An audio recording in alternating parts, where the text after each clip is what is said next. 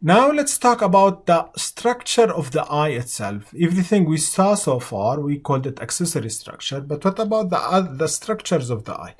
And the eye wall is made out of three basic layers: fibrous tunica, vascular tunica, and the neural tunica. And those three layers, we will talk about them. Those are what will be forming the walls of the eye. And inside the eye, we will have two cavities. We have anterior cavity and posterior cavity, or anterior segment and posterior segment, and those are filled with the fluids. But let's talk first about the tunica of the eye, and let's do some drawings. So if we want to draw the layers of the eye, we will start with the fibrous tunica. And the fibrous tunica, from its name, we're talking about fibrous connective tissue or fibrous tissue, which is kind of dense connective tissue. So we will have the first layer of the eye, that is something we will call the sclera. And this is the white layer of the eye. This layer is opaque, so it doesn't allow any light to pass it through, and this is connected or continuous with the meninges. So it is continuous with the meninges, or specifically with the dura mater of the brain. So it is of kind of the same nature of the dura mater of the brain. Now this is the sclera. Its main function, of course, is protection, since it's like a tough tissue, and it will give the eyeball its shape, so it shapes the eyeball. On the front, this sclera would give us the cornea. So the cornea is part also of the fibrous tunica.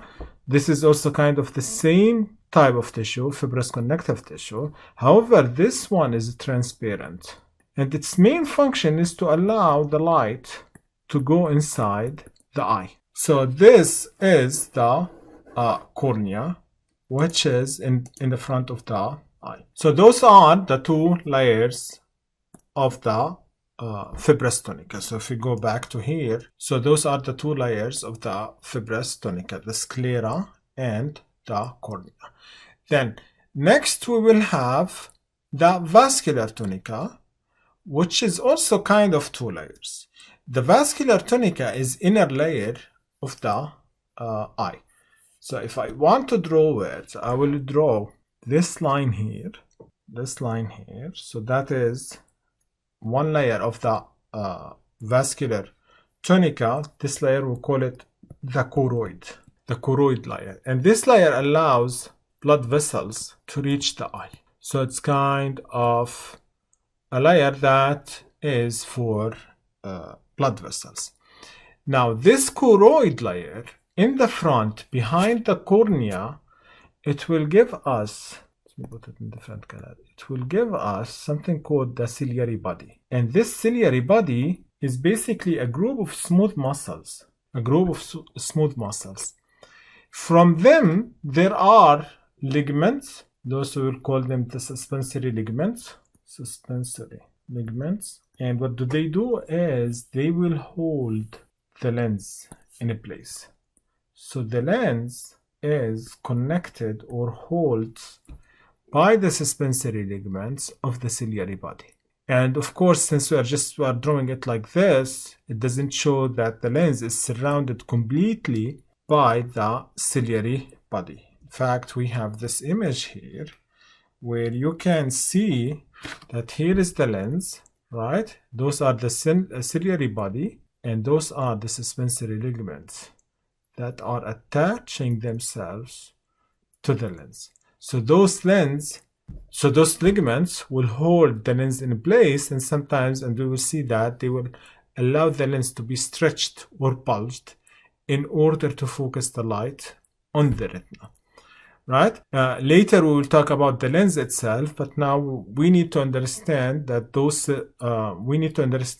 suspensory ligaments are responsible for holding the lens in place. Then the inner layer of the eye wall is the retinal layer, or the neural layer. Here is the neural layer. And the neural layer is the one responsible for detecting light. So this is the neural layer. And from its name, this is a layer that contains photoreceptors. So those are the neurons that will detect light, and they will change the light into electrical signal that will be transmitted to the brain. And we will also talk about them. We will see some details there. But for now, at least, we need to understand that those are the three layers of the eyeball. We have the sclera, the superficial layer, which is kind of for protection. The inner layer is the choroid layer.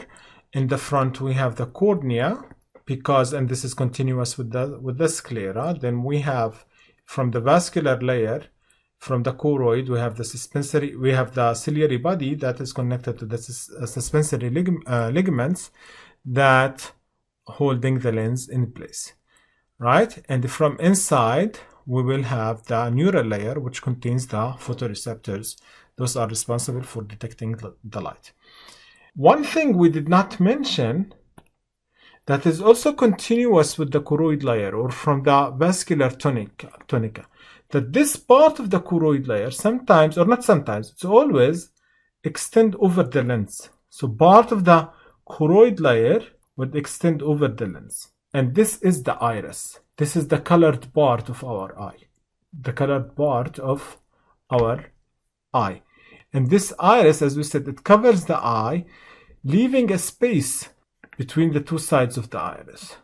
This space is called the pupil, which is a window for the light. So the light, later we will see that the light has to pass through this area. And in this sense, the iris and the pupil, we can say that their function is to control the amount of light getting into the eye.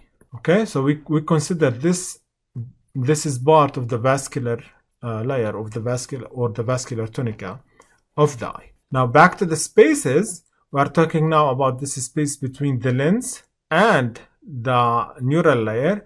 This space, we will call it the posterior segment. This posterior segment contains a fluid. We will call it the vitreous humor. This is like a viscous fluid that would support the lens, and also would keep the pressure inside the eye, will maintain the pressure inside the eye. So this is the posterior segment between the lens and the neural layer. Whereas, although it's getting crowded here, remove some of this. Between the lens and the cornea, this space is called the anterior segment. And this is filled with the fluid. It's called aqueous humor. And from its name, this is like watery fluid. This is like water. And this aqueous humor, it keeps regenerating itself. The vitreous humor, it does not regenerate. But the aqueous humor, it keeps regenerating itself. Later, we will talk about subchambers or subspaces of the anterior segment, but at least for now, this is the general structure of the eyeball. I will stop here, and in the following video, we will add some details about the neural layer, and we will talk about the lens and other small structures within the eye.